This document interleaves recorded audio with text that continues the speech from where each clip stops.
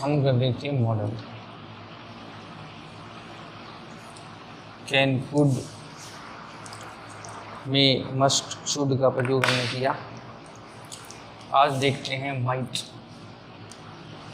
MIGHT, might model का प्रयोग कब करते हैं। माइट मॉडल का प्रयोग एक तो रिमोट पॉसिबिलिटी हो,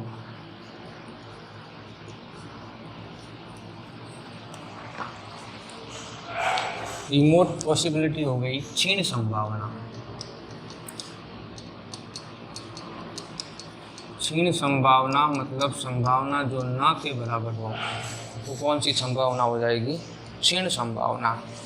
यानी कि रिमोट पॉसिबिलिटी, माइट में रिमोट पॉसिबिलिटी के साथ किसका प्रयोग करना है? मॉडल में इसका प्रयोग करना है। रिमोट पॉसिबिलिटी माने क्षीण संभावना। एक डिफिडेंट परमिशन हो,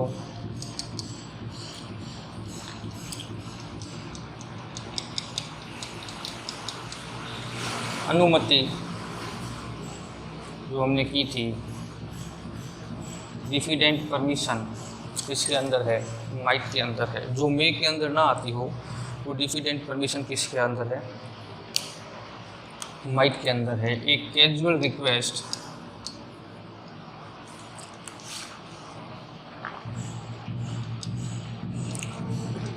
आकस्मिक प्रार्थना किसके अंदर है? माइट के अंदर है। ये नोट करके आपको याद रखनी है कि डिफिडेंट परमिशन है, कैजुअल रिक्वेस्ट है,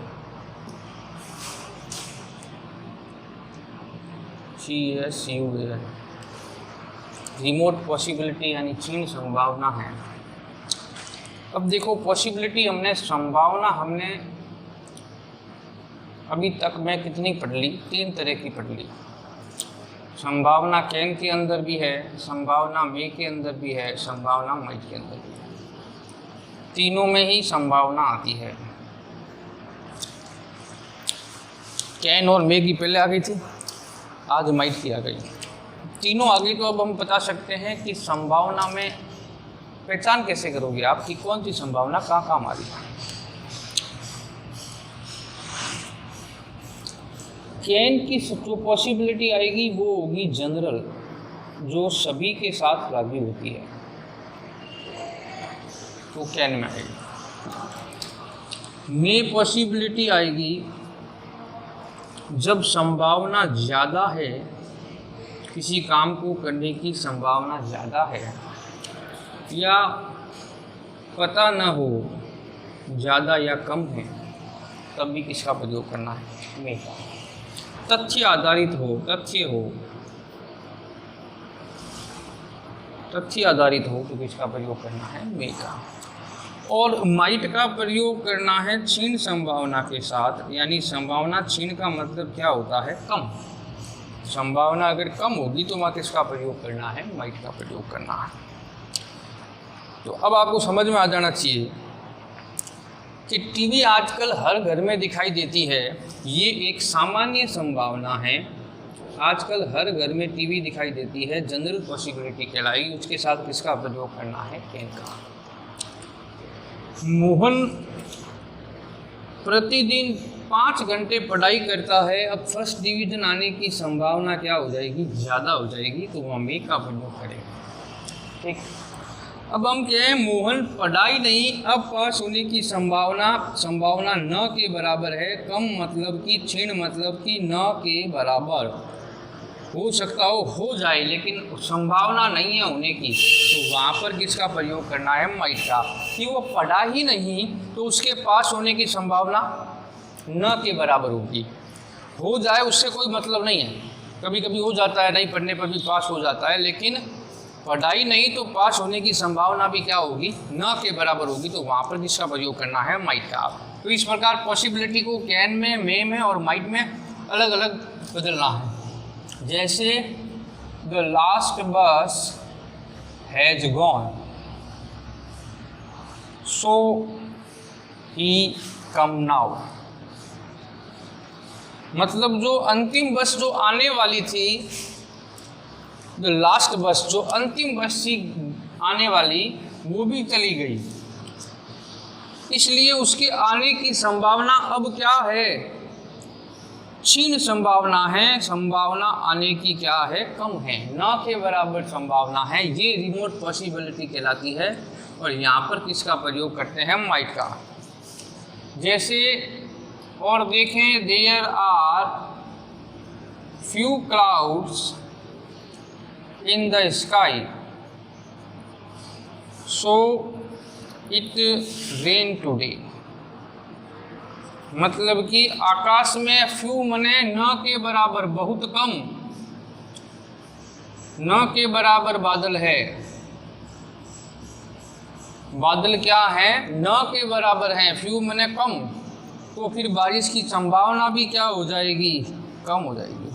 हम कहें बादल बहुत काले हैं, बारिश की संभावना क्या होगी, ज़्यादा होगी। बादल बहुत काले हैं, बारिश की संभावना क्या होगी, ज़्यादा होगी। तो जहाँ फ्यू क्लाउड्स मतलब न के बराबर बादल है तो बारिश होने की संभावना भी कम है, वहाँ पर किसका प्रयोग करना है, माइट का प्रयोग करना है, MIGST। ये ध्यान रखने वाली बात है। संभावना न के बराबर हो तब वहाँ पर किसका प्रयोग करना है, MIGST, माइट मॉडल का प्रयोग अपने को करना है। ये बात आपको याद रखनी है।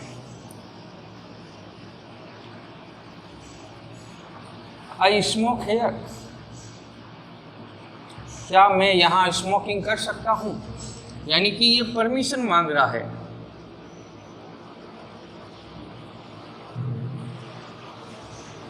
यानी अनुमति मांग रहा है, लेकिन ये एक अनुमति में के अंदर होती है जो लेनी आवश्यक है, एक अनुमति कैन के अंदर होती है, ये फॉर्मल, ये इनफॉर्मल।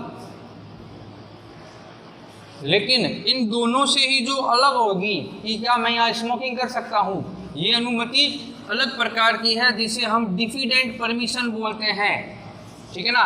तो वो डिफिडेंट परमिशन किसके अंदर आती है, माइट के अंदर आती है। माइट आई स्मोक एयर, क्या मैं यहाँ स्मोक कर सकता हूँ, ठीक है ना।